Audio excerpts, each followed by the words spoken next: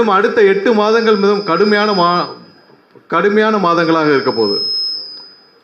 சவாலான நாட்களாக இருக்க போகிறது. ஏனென்றால் இன்று திமுக பயப்படுவது நமக்கு மட்டும்தான். வேற எந்த கட்சியை பத்தி அவங்களுக்கு பயம் இல்லை, வேற எந்த கட்சியை பத்தி அவங்களுக்கு யோசனையும் இல்லை.